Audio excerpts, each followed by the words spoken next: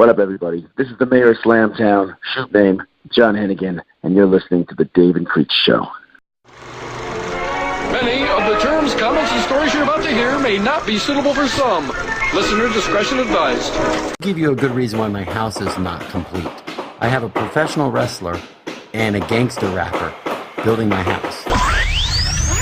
All right now, boys and girls, we want to introduce... Mom says when I wear this badge, you're supposed to treat me like a man of the law. Dave Sheridan.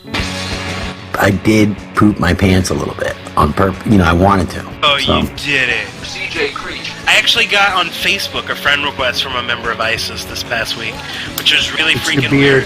Have you seen your beard lately? The Dave and Creech Show. Now here's your hosts, Dave and Creech. Welcome back, guys. This is episode 70 of the Dave and Creech Show. We are here with a very special guest who hasn't been heard of in so long that I almost forgot that it was the Dave and Creech Show. We've got Dave Sheridan back in the podcasting studio, so to speak. I'm putting the Dave back in the Dave and Creech Show. Exactly. There's no more Brian. I'm feeling old. My arm is hurting just holding the phone right now. I'm having arthritis problems. I didn't think we'd make it to 70, but we did. Live fast, die hard. Exactly. Somehow we're still kicking. Who'd have thought? I could have sworn that we'd have been done by like episode 3 or 4, but somehow we've managed to convince you to do almost 70 episodes. Now, we got a really good well, when you told me who was on the episode today for the interview, I was like, I got to come on there. I've been pretty slammed in my life. But if that's the norm, I don't think it's ever going to change. I just got to figure out how to get back with you and get on the phone for just a little chat, a little bit about our lives, and as you've been knocking it dead with these interviews. But so who are we talking with today? Today we are talking with Johnn Hennigan, who's wrestled the world over in WWE and Impact Wrestling currently, and is now on Survivor, and he's on to promote his newest movie, Strange Nature, which actually actually already had its premiere in LA, and it's coming out later in October, at least around the States. So it's a pretty good guest. How's it going, Dave? It's going pretty good, all things considered, which is too many things to consider, so I try not to consider any of it. Therefore, I keep my life in a position of it's okay. How's it going with you? It's going pretty good. Been pretty busy with editing and now a lot of other stuff. Yeah, no doubt. You have been super, super busy, man. You and I, we keep in touch a lot. We text and talk and stuff, and man, I don't know how you keep it all together. You're busier than me. I've created a monster. You're more busier than I am. I'm busy. I seem to not get anything done. I'm busy, but I'm busy doing the same thing. I've been trying to clean my garage up for 3 days. So, what the heck is going on here, I'm in the middle of redoing a house, right? So the previous incarnation of our little journey was I was building a house from scratch, and I ended up finishing that and getting rid of it and selling it and getting out of that money pit. But I'm a glutton for punishment, so then I bought another house, but I'm like, hey, I'm not going to build it from scratch. Let me just get a fixer-upper and I'll just gut it. And we moved a few walls, and I moved some fireplaces and tore the floors out and put new floors in and painted and tore the kitchen out and put a new kitchen in and all new lights and fans and, bathroom stuff. So I would say it's 70% done, but it got done enough where we could move in. And then once we moved in, man, I didn't do anything. You feel like you're trying to do something, but it's like I still need to tile that backsplash. I still need to put the hood in. I still need to, finish the fireplace. All the little things that don't really stand in your way of doing laundry or using the bathroom or using the oven, all that's functioning. So these little things in between, like finishing the trim work and putting crown molding in, all that stuff it falls to the sort of lazy Dave side. You know what I mean? And not quite the lazy Dave, but just the the ADD days does not do well if there's not a definitive, oh my God, this has to get done, because there's too many, oh my God, these things have to be done that keep,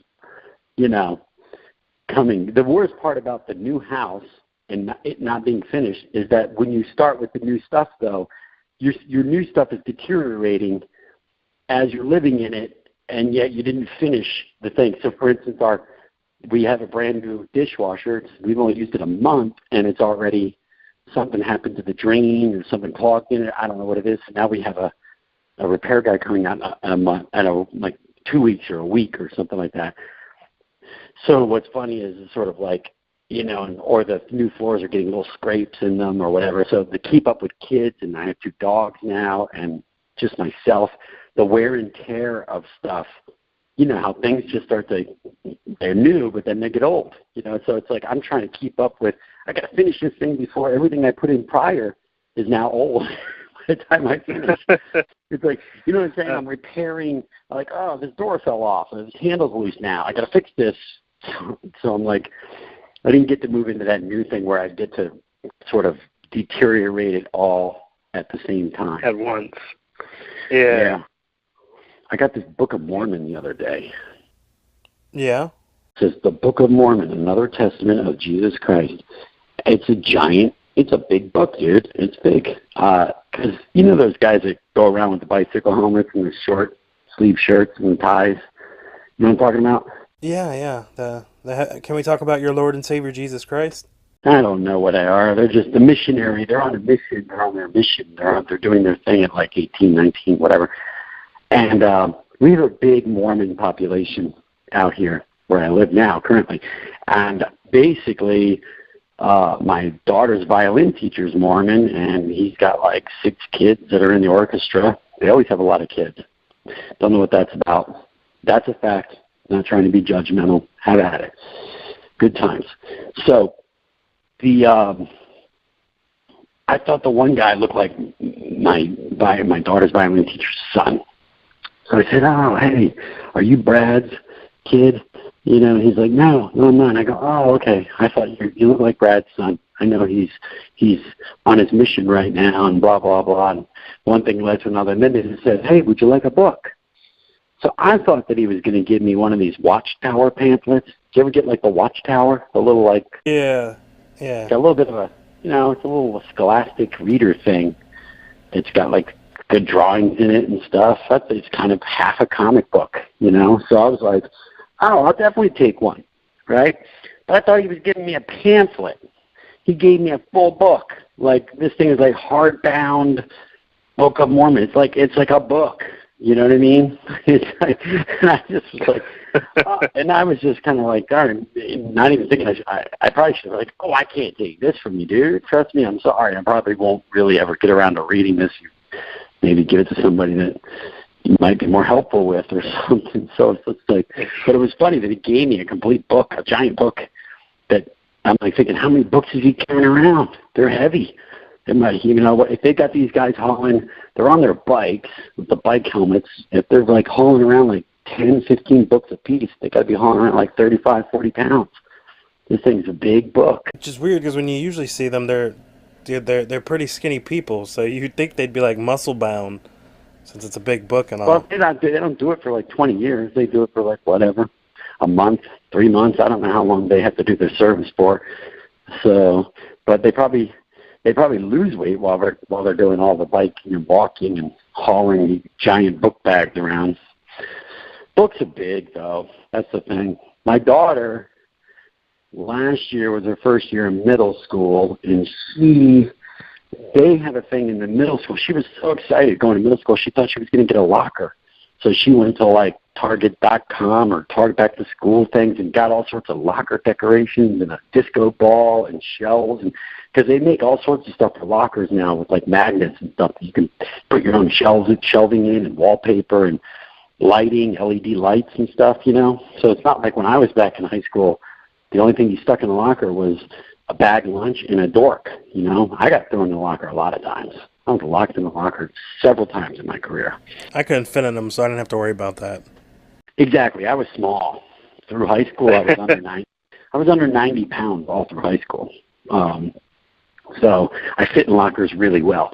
But we come to find out they got rid of lockers. I don't know what it's like by you, but they don't have lockers. To see, in California, all the schools are outdoor schools.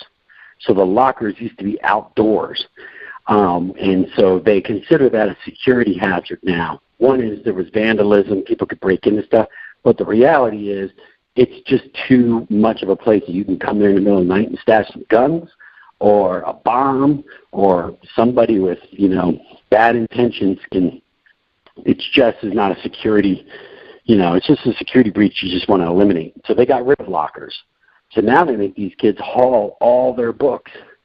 And, my daughter's a skinny little 6th grader, but she was given these giant books, and you have to bring them every day. And her backpack must have weighed 55 pounds. And so then you basically do that for about 2 weeks, because you got a backpack before school, and before you realize, oh my God, I'm going to be hauling all these big things. So then, in about a month, you start noticing all the kids with the travel bags with the wheels on it, like you take through an airport. You know what I mean? Because that's what my daughter got too. It's eventually you just go get a wheeled bag that you're wheeling around, because you can't carry these books. It's going to be really bad for a kid's spine. It'll compress the spine, especially if you're on the smaller side. So, anyway, just throwing all this stuff out there. We're working our way. You're busy. I'm busy. So just to bring it back full circle of me cleaning out the garage, it took me 3 days, and I'm still working. It's probably 2 more days. I'm trying to minimize. I've got multiple. I'm probably going to say, I'm going to take a guess, 50 clear containers. You know those clear bins? Like they have little latches, but I think they're like 66 gallons or whatever, 66 quarts, I don't know. But you know what I'm talking about? Going to Walmart, Target, you see those giant clear bins. Oh, yeah, the clear tubs, basically. Yeah, I have about 50 of those. And about half of the stuff is permanent stuff. Like a lot of it's hard drives or newspaper clippings. And I keep all my wardrobe from any film or TV show. I keep everything. So like from Scary Movie, I have the original killer mask, the original knife, the original outfit. You name a movie, I have the stuff. Ghost World, I'll keep the nunchucks, whatever it might be. I don't always get this stuff. Like in this Killer Rose movie I just did with Felissa Rose, I have this awesome gun. I was this badass killer guy, and I had this awesome engraved gun. But it was a real gun, and it was like real engraved. And they were like saying, oh, it's a $2,000 gun. We have to, we're renting it. That's something where you don't get to keep it. You're not going to be like, oh, I want that gun. But like, say on what was the Victor Crowley, right? I got to keep, I kept the vest with the Dylan name tag and that little like orange, handkerchief I kept around my thing, and the sunglasses. So, I always try to keep something from the character, and I just file that stuff away. And then the other half of things are just like when we were moving, it's like, well, we're packing up our own rooms and stuff, so we're going through, just my sons, they're going through more transitions because they're getting mad because I'm throwing out way more of their stuff than my stuff. They're like, I haven't thrown out anything of yours, but my stuff is like old man permanent stuff. I'm not going to throw out wardrobe from movies and stuff. To me, it's like that's my history. It's a collected thing, and if you want to toss it out when I'm dead, sell the garage sale, go ahead, or you want to eBay it, but I'm not getting rid of the stuff. I just want to keep it. But there are things is like, hey, are you really into Legos anymore? Are you really into cars? You're going out of cars. Can we give these away?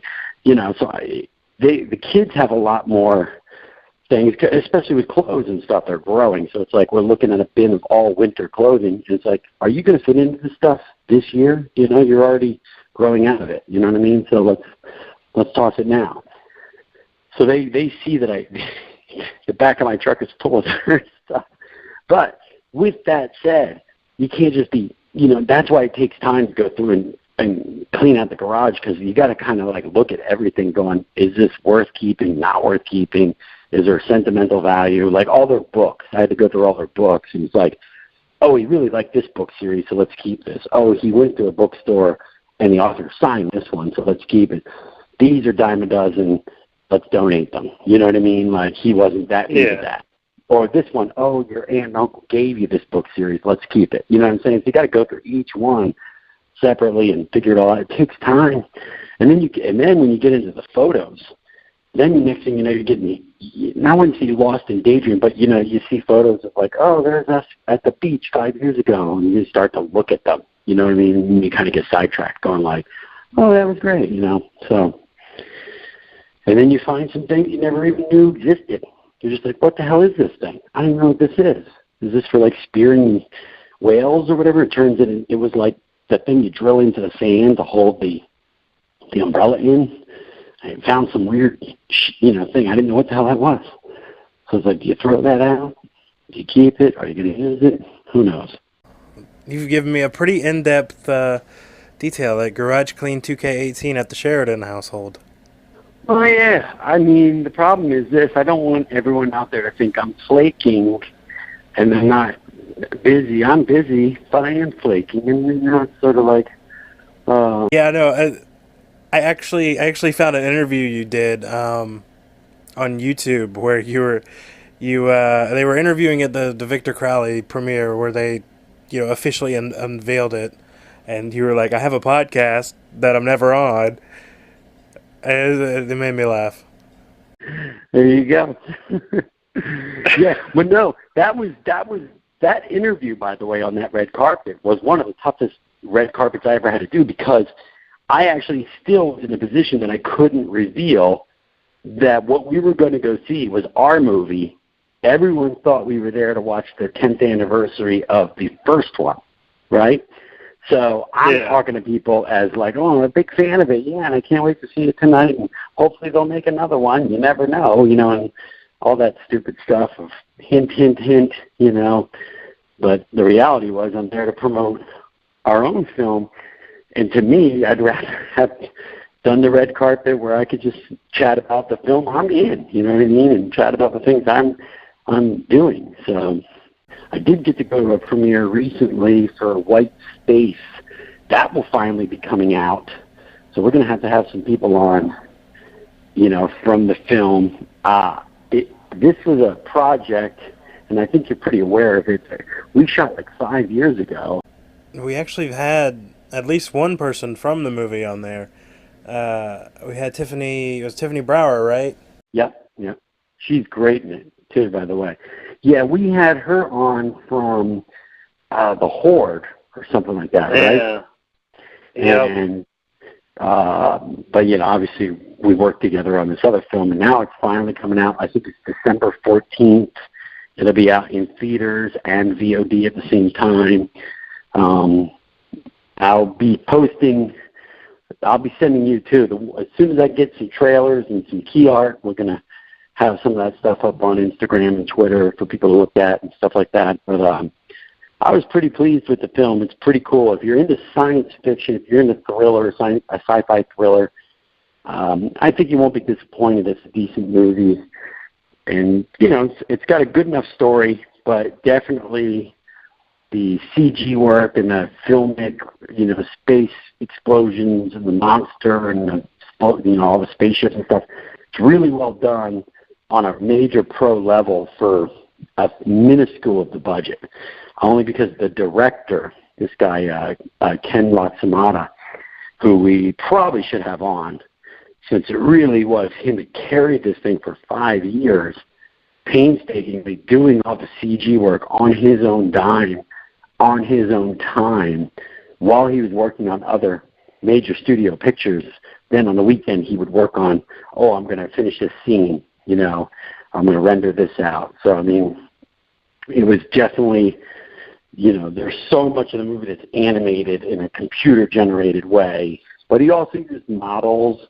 He used a lot of models and a lot of motion capture and stuff like that on top of green screen stuff and compositing, and there's a ton of different tricks that he utilized to create the movie. It's not just one thing. He didn't sit at a laptop and make a movie. It's not all computer generated. There's lots of different aspects and layering that went into making this movie that took 5 years. So really, he really is the star of the movie, the director, auteur, the guy that got it made. And he put his, blood, sweat, tears, and elbow equity and time into it. So if he didn't sit there for 5 years, the movie would have never got finished. So I think we definitely have to have him on, even though he's not an actor celebrity. I'd like to have Holt McCallany on because he stars in it, and he's also in that. He's in that show on, I think Mindhunter. Is it called Mindhunter on Netflix? So what's up with you? All right. So we got a lot of interviews though in the can. You've been working hard. Who are some of the interviews that are coming up, including this particular podcast that we're going to reveal an interview on here? Who are some of the people you've been getting of late and chatting about? Well, as you said, yeah, I've been pretty busy. Actually, what's funnily enough, one of the first people I ever made a movie with, I wound up reconnecting with over this time, which was kind of interesting. So I made a Friday the 13th fan film long before we were ever working together, and one of my main actresses in it, I just lost contact with her, and lo and behold, out of the blue, I was able to find her, and we reconnected, which is pretty cool. Awesome. Just throwing that out there. Yeah. Her name's Jalen, but yeah. So yeah, basically I've been traveling a little bit more. Now I'm getting ready to travel a lot more, but interviews we've got on the can, off the top of my head, I can remember Amy Jo Johnson, who was the original Pink Power Ranger. Then, Power Rangers just celebrated, I believe, their 25th anniversary. We had Barry Bostwick. He's been in a ton of stuff. Most notably probably being Rocky Horror Picture Show and maybe Spin City. You got WWE former legends, legends and former wrestlers, I guess you could say, Mick Foley, and now the new governor of Knoxville County in Tennessee, Kane. I've got both of them. How do you think wrestlers transfer into politics well? It always seems like wrestlers become mayors or senators, like Jesse the Body Ventura, where he was a senator and then a governor, right? Depending on which wrestlers you talk to, there's a lot of backstage politics. So maybe they just take that, politicking backstage, and just suddenly, are able to attribute that to the political career field, I guess. Because, yeah, like you said, Jesse the Body did it, and Kane's done it. There's a couple more that have done it that I can't remember. I think maybe Jerry Lawler, off the top of my head. But yeah, they tend to go into politics and do pretty well. Yeah, I think you're probably a good point. In order to sort of stay involved in a wrestling organization, it is an organization, and like you're saying, when people say wrestling is fake, the only thing that's fake about it is it's a performance, that they're not truly not fighting in the ring, but the maneuvers they're doing in the ring are real. The maneuvers they're doing in the ring are equally dangerous at any given time. They are, 200 to 300 plus pound men going at full force and doing acrobatic maneuvers and pretty violent stuff. And if, somebody turns the wrong way or fakes a punch the wrong way, people can get hurt real bad, and it's happened. Legs have been broken, backs been broken, people have died. Like one of the Hart brothers, right? Fell from the ceiling or whatever and got killed. Yeah. So the fact is, it is real in that sense, and it's real in the competitive sense of when you're the champion, you're making money. When you're the champion, you're getting paid. Or whoever is an elite wrestler gets paid more than somebody that's on a lower contract. So there is politics involved, there is people management, and there's a cutthroatness, in terms of competitiveness behind the scenes that's very, very, very real. I still haven't seen anybody nail that yet. I always wanted to do an office cubicle wrestling, wrestling meets The Office, basically, where it's really this sort of like just the behind-the-scenes aspect of wrestling. And I think it'd be better as a period piece when wrestling, not to say wrestling hasn't been, there's been multiple heydays of wrestling, but the real heyday, in my opinion, still is, you know, the Iron Sheik and Sergeant Slaughter and Hulk Hogan and Andre the Giant and Jimmy Snuka and that period of WCW, you know, when everything was clicking on all cylinders in terms of, you know, toys and cartoons and TV shows. Nowadays, it's 100% making way more money mainly because it's everywhere, mainly because wrestling is on 5 times a night, you know, somewhere. You know what I mean? Whether it's Raw or SmackDown or whatever, right? And I'm mainly talking about the major leagues, the Vince McMahon juggernaut corporation stuff. But, you know, today I don't know. I remember I worked at a gas station and I had Sergeant Slaughter and the Iron Sheik were going from a wrestling match in Washington, D.C. up to Philly. And I was working at 15. I was working at a gas station in Delaware on I-95. They had to stop in to get gas. And they were traveling together. But you have to understand, they were like mortal enemies in the ring. You know what I mean? These guys were the two, like, I'm America Pride. And the other guy was Iran, you know what I mean? Or like, you know, represented not America, you know? And the best part was they were together in a car getting gas, and they were wasted, drinking beers, and God knows how much coke they had at the time. You know what I'm saying? It was just like, and they were driving up the highway to go to the next show in Philly. So I don't know if wrestlers at that level getting a car together and just get themselves to the next wrestling match.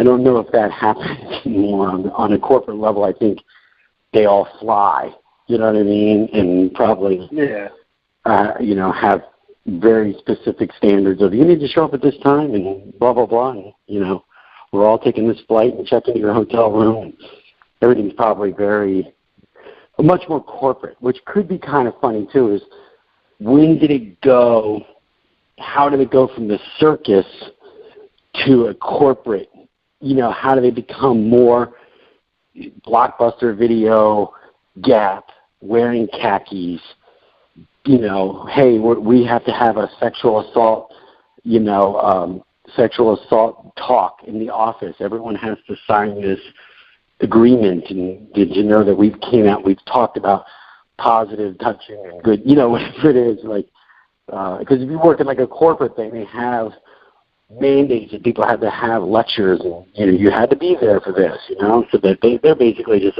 making sure that the corporation's covered legally. You know, when we had that talk about sexual harassment in the workplace. So I'm wondering at what point did a wrestling organization go from something that was sort of, you know, circusy of town to town, breaking the tent down, moving the show to the next show, the next, you know, city, to just like, okay, we have a corporate, you know, our corporate headquarters in Connecticut, and everything is run, you know, like a giant corporation that's sold on the stock market. Because you're involved in wrestling quite a bit, do you have any insight on something like that? When do you think, how have things changed like that, and when do you feel like there was that time period that something took a hold? Probably in the early 2000s. I believe that was when the then WWF wound up going public on Wall Street. So it became a publicly traded company. So at that point, you know, they've got investors they have to answer to and everything, stockholders and all that. I think that's probably when it definitely transferred over to more of, you know, corporate business like. And actually, one of the our guest on the show today was in the WWE for 7-8 years. He's not in there anymore. He's actually now in, I guess you could say, the number 2 company in America, wrestling company called Impact Wrestling. And yeah, he's wrestling for them now, and he's also doing plenty of movies, which is he's on to promote one of his movies, and he's on the newest season of Survivor that just came on last night, premiered. So he's been pretty busy. And yeah, I mean, he was there in 2002, 2003, so yeah, he's probably was there at the beginning of all this kind of corporateness too, I guess you could say. Because I mean, even the product has changed. Because I mean, it used to be edgy and racy, and now that they have shareholders and stockholders that they have to answer to, they've gone down to a PG rating, so it's more kid friendly, to attract advertisers and all that. So yeah, I mean, it's definitely, I would say probably past the 2000s, it's actually became more business oriented, as opposed to just balls to the wall. Yeah, and I think totally when you're getting into the storylines, because right now one of my partners is a writer there at the WCW, so he writes the shows. And I think that stuff, there's a natural ebb and flow towards, and also has to do with what's going on in the culture and stuff like that. But because they try to be relevant to the culture and the audience. But in terms of when you said, oh, now it's more PG, I think that stuff kind of ebbs and flows. I think at the height of the Hulk Hogan, Andre the Giant, the stuff was very family-friendly, PG. It wasn't until, really when Triple H, I think, and when Hulk was NWO and stuff like that, where, it started getting a little more risque and, I don't know if I would say rated R, but just PG-13, and it's almost like at that point they grew up. They still wanted to maintain the audience that they had. So if they had 9-year-olds or 10-year-olds or 12-year-olds in 1990, and now they're 22 in the year 2000, or they're say 1998, they're 18, 19. Well, now you want to make sure that the material has grown with them in a sense, that they're still relevant to them. But eventually they had to go back and go, okay, now those guys are, oh, wait, our long-term fans from the 80s? Wait a second, now they're 45, they're 50, and guess what? Their kids are 10 and 12, and they want to bring their kids to the magic that they experienced in the mid-'80s. You know what I'm saying? So now we have to go, now we're recoiling it to a family affair because we've got our generation now of these are guys that went through the full circuit, and now they're bringing their kids to the events. And so I'm sure, like you said, it's a publicly traded company.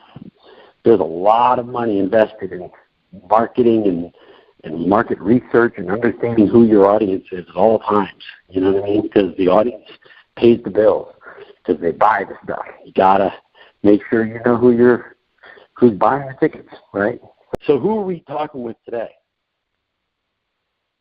Today we are talking with Johnn Hennigan, who's wrestled the world over in WWE and Impact Wrestling currently, and now on Survivor, and he's on to promote his newest movie, Strange Nature, which actually already had its premiere in LA, and it's coming out later in October, at least around the States.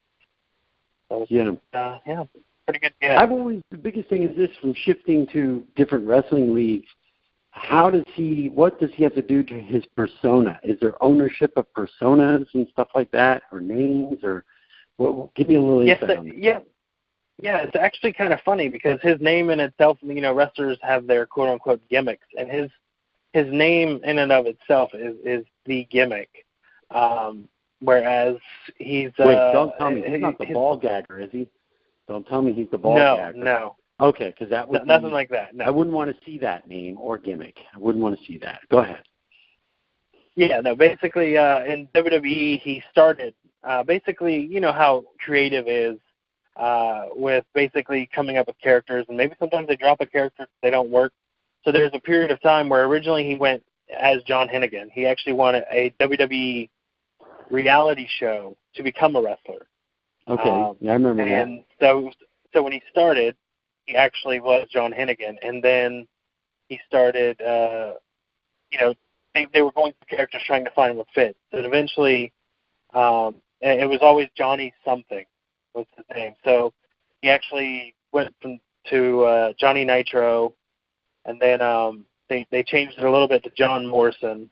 Then when he left WWE, he became Johnny Mundo in Lucha Underground, and in Impact Wrestling, I believe he's Johnny Impact. So it's like the gimmick is his name changes, but it's always Johnny something. And I think he has a shirt to that degree as well.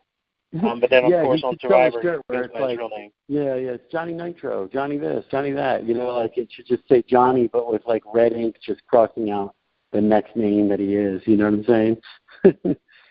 Yeah. Yeah, it's pretty simple. He should just, whatever league he's wrestling in, so it's like Johnny Ring of Honor. He's Johnny Backyard. Whoa, he's in a backyard wrestling league now? So.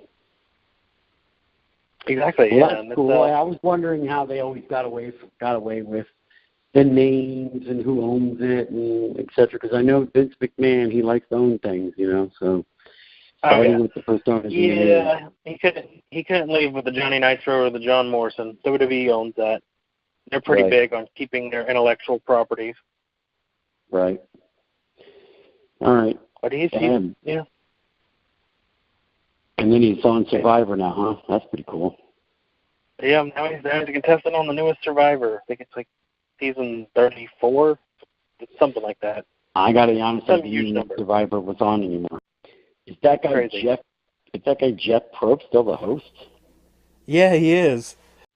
God dang, that is pretty amazing right there. That's Hall of Fame material. I mean, 'cause the fact that you have to travel all over the world to host that thing and maintain your weight. He's a skinny guy, you know what I mean? So, and he still looks the same. That guy hasn't aged, so that's pretty cool. Good for him. Exactly. Yeah. That and I still don't understand the math that if it only came on in 2000, how there's 30 some seasons. I guess they're doubling up on certain years, but yeah, I think there's 2 seasons a year. So if it's 17 years, you're looking at 34. So, but still, it seems a little. I mean, they would know that there's been 34 different Survivor, casts. That's a lot. There's a lot of people. Yeah. I wonder how many people. Yeah. Wonder who holds the most amount of times on Survivor. It's got to be someone who's been on it 4 times at least. When they get right. there. Yeah, and they do have the repeat contestants. So yeah, I'm not 100% sure. I know at least a couple people have done it two. I think twice is the most that I know of personally, but I haven't watched the show in a decade, so the numbers have probably changed a lot since then. I would be good at Survivor. I just wouldn't want to deal with the mosquitoes. I wouldn't want them to put me in a place where there's a bunch of bug bites. I can't take the bug bites. That's what I couldn't take. I would be terrible. Yeah, I wouldn't want to. You'd be terrible in all. You're saying. I'd be terrible all around. I wouldn't be able to do the physical stuff too great, and the eating nothing but trees and stuff like that. No, I couldn't do that. Vote yourself out. Yeah, exactly. I would vote myself out, or I'd result to cannibalism. Yeah, I'd like to go on there. I would go on there. I'd go on there as a transgender. That's what I would want to do.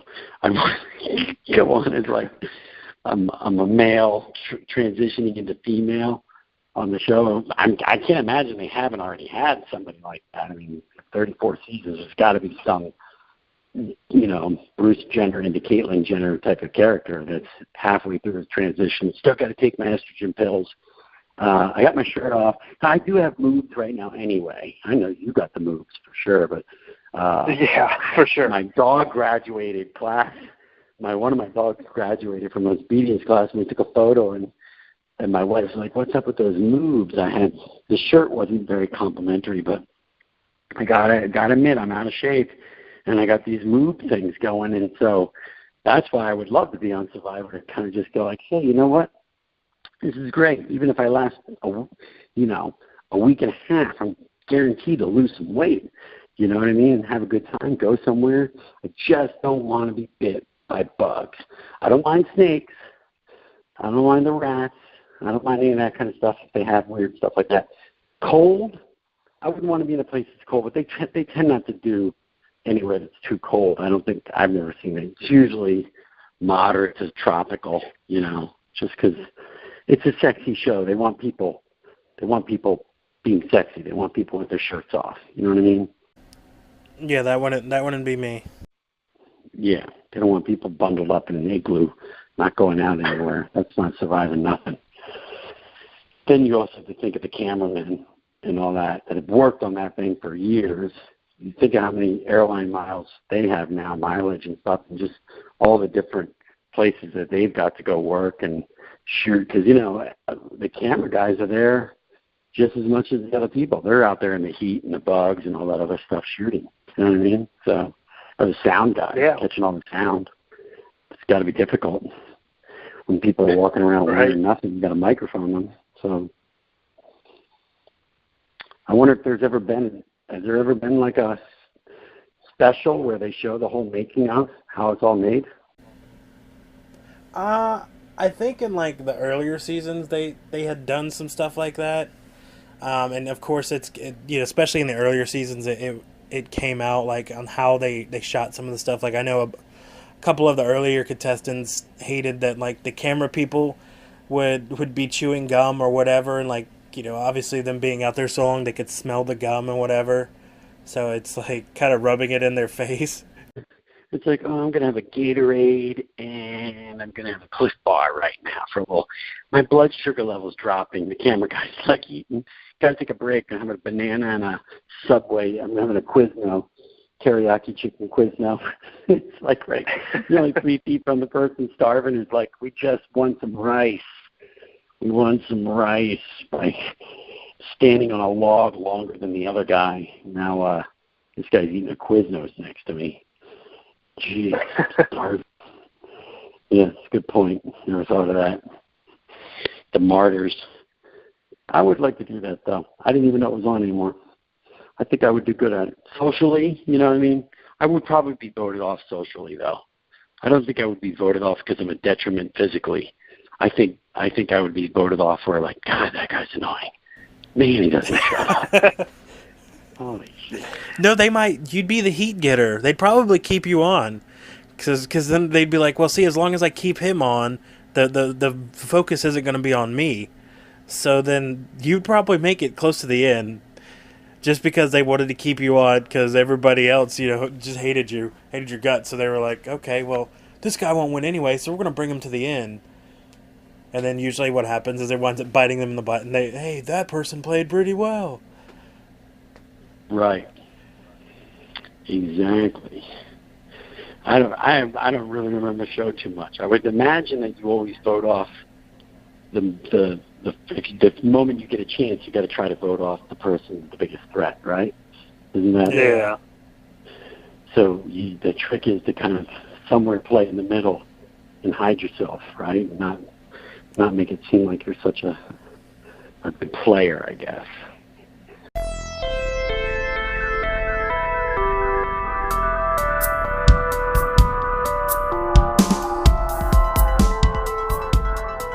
Hey, John, how's it going? Good. How you doing? I'm pretty good, thank you. So, thank you for coming on the show for us today. So, unfortunately, just going to be me. Dave's actually still on set in L.A. himself. He's working on a film. But, yeah, I want to thank you for coming on. And, you know, we've got you on to promote Strange Nature, which actually comes out the 22nd, so the end of this week. And you play a character named Sam. Yeah, man. You know, I did a little bit of research. I mean, I'm fairly familiar with your wrestling career, but I found it interesting that before, you know, Tough Enough and before the wrestling and everything, you actually went to college for acting.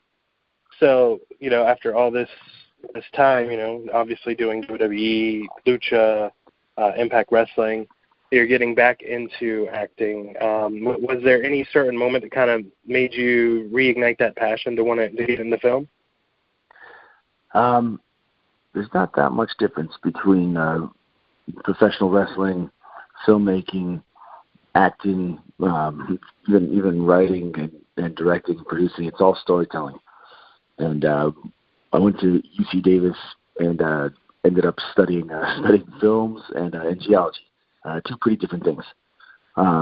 Actually, I can make tons of analogies later, but for the purposes of this interview, they're a little bit different. I was originally planning on getting into writing, producing, and get acting, action choreo, the type of stuff that Jackie Chan did, because that was the first thing that really blew my mind when I was a kid. I remember seeing Rumble in the Bronx in the theater. In the theater, I went down there, rode my skateboard down there probably 8 times to watch that movie over and over again because it just blew my mind. When doors of professional wrestling opened for me, I realized how much there was in pro wrestling that was similar to all the stuff that I loved about action movies and acting and performing. And then that career just took off. And I felt like I was on this, the Pro Wrestling Express train for 15 years. So wrestling kind of took over my life for a long time because it really contains, and still does, it did then, it does now, everything that I like about storytelling. It's physical, it's interesting, and the cool thing about wrestling is you do something and it's out there immediately. I mean, people are watching what you do, and your story's out there. Your work is there for people to see. After a long one with WWE, I took a step back and thought, wrestling is something that I never want to stop doing. I want to continue doing it as long as. But I want to explore other ways of storytelling, other ways of doing what I originally set out to do, and which is writing, acting, producing, and basically filmmaking. It's all very similar to me. It's funny how there's so much overlap in every aspect of filmmaking and pro wrestling. So I think, but actually, pro wrestling is the first way that I kind of ended up getting connected to Jim Ohala. A buddy of mine, Seth Skyfire was his wrestling name, ended up, after his wrestling career was done, becoming a practical effects and movie makeup and getting into some action choreo and filmmaking. And he introduced me to Jim Ohala, and the two of them helped me with a project called Ghost Puncher. And the three of us just hit it off. And when I found out Jim was making a movie that he wrote and was directing, we started talking about it. The project is called Strange Nature. He asked me if I was interested in playing a role that he thought that I would be good for, and I said yeah, and everything worked out. And this film, Strange Nature, is a great example, in my opinion, of everything that's cool about movies. It's got crazy practical effects. It's got fight scenes. It's got a story that you can take away from as much or as little as you want. You can watch Strange Nature and enjoy it on a whole bunch of different levels. The implications of what the film talks about can run shallow or deep. And for me, being on set with Jim as director and working with Steve Atkins and Big Dave Matty, Carlos Alazraki, and all those guys, has just been was a really awesome experience. Yeah, it definitely seems like, even though the movie is very serious, it seems like it definitely would have been a lot of fun to be on the set there. I mean, just with all the personalities there, and then all of the different makeup effects, especially, near the end of the film. We don't want to spoil anything, of course, but there's quite a few good effects in the film. Have you seen it? Yes. Yeah, they sent me a screener. What? Earlier. I haven't seen it yet. I'm going to the screening tomorrow night. I still haven't had the chance to see it. I'm so excited about it. It's really good. I can't wait, actually. So I Jim think you'll definitely dig it. Jim's been working on this thing for so long, and it's kind of cool too that Dave Matty, who plays one of the lead roles in this film, also edited the film. It's pretty cool, actually. Like Jim Ohala is one of those rare guys in the entertainment business that is liked by everyone and also respected by everyone. And because of that, this film being on set and being out there in Minnesota where we filmed it felt like being a part of this big family who is on a crazy adventure. And times like that, I think, are one of the things that to me are the most fun about being involved in entertainment. And also, projects like that, in my opinion, usually are the most fun to watch. If people are having fun making it, I feel like it's fun to watch after the fact. Oh yeah, I could definitely get the sense from that while watching it for sure. I have to ask, did you have any input in how your character dressed? So you had like a whole, it seemed like a kind of mixed holy-ish vibe. You know, you got the lumberjack outfit rocking out for most of the movie.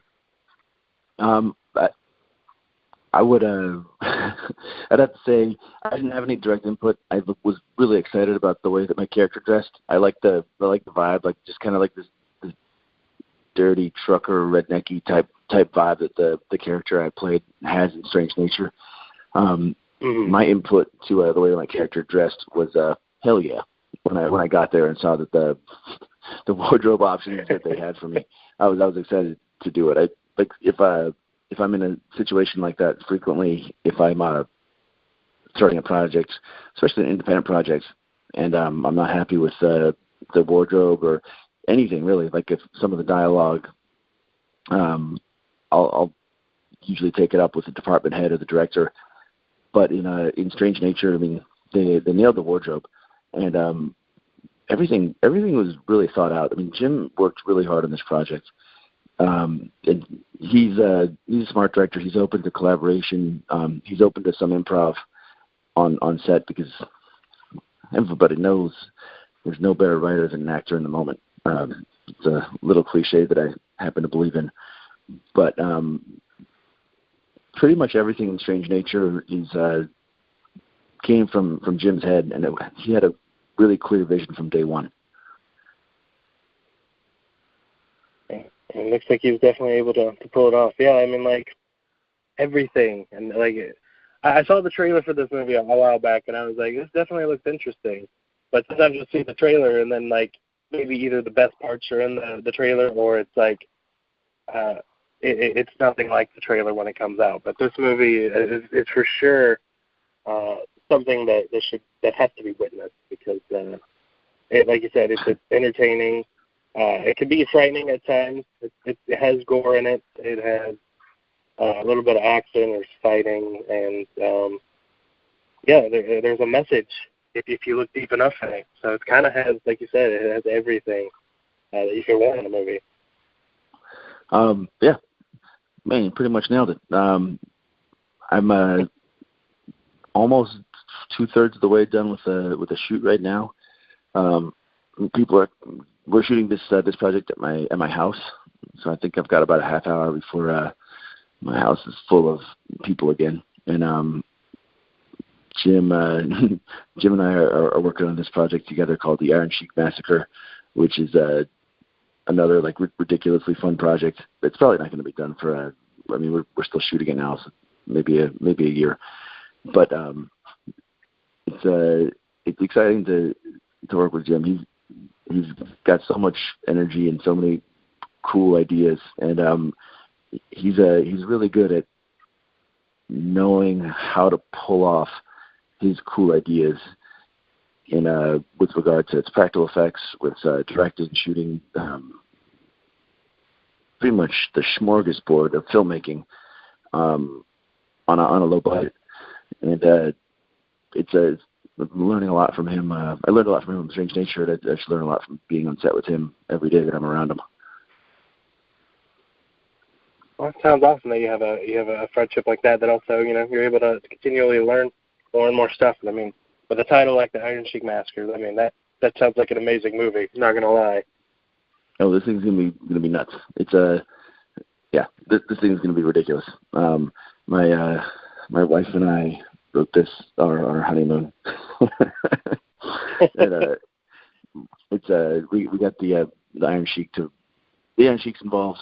We're not saying too much right now, but it's gonna be pretty cool. I think if you're interested in the Iron Sheik Massacre, the best way to get ready is to check out Strange Nature, and then follow Jim Ohola on all the social platforms. Follow me on the social platforms, and Kira wrestling name is Taya. Follow her on the socials. You'll find out all about this thing that we're working on right now.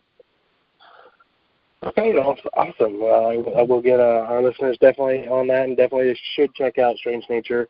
I believe it's coming out at least in Los Angeles on the 22nd. I believe they're doing screenings in certain cities and everything, and it'll eventually be released later. But definitely it's worth checking out. On October 2nd. So it goes nationwide on October 2nd. Okay. Yep. So then, yeah, definitely it should be out there very shortly. But yeah, we won't take up much of your time. Good luck with the shoot tonight, and of course, main eventing Bound for Glory next month.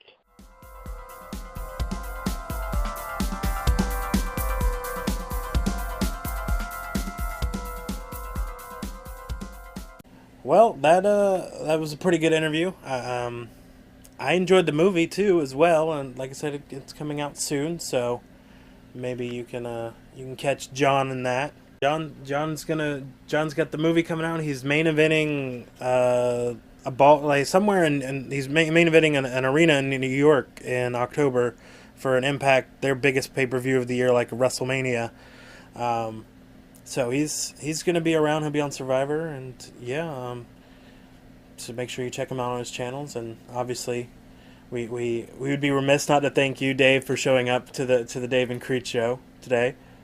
It's always a pleasure. I really appreciate being let back. I'm glad my suspension is over, and I'd like to apologize to everybody that works at the Dave and Creech Show for my past actions. This is all part of being allowed back on. I have to say this apology. So, to all of our dedicated workers, our interns, our writers, soundboard mixer, producers, I would like to apologize for that terrible stuff that I did to cross the line, and I won't do it again, even though I'm not quite sure what it was because the letter was very vague. They just said apologize when you come on. I'd like to thank the Academy, too, for eventually winning some sort of award. I'm hoping. There's got to be an academy of some sort that's going to give me something, even if it's like Junior Scholastics Academy for building a cool clock to sell at school or something. I don't know. There we go, folks. That's the Dave and Creech Show, and that's how we roll.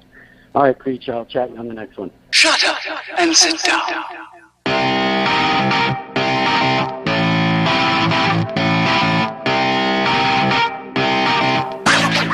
Thank you for listening to the Dave and Creech Show. The views and opinions expressed in this podcast are solely those of Dave and CJ. These views and opinions do not necessarily represent those of Creech Creative Productions or any of its affiliates.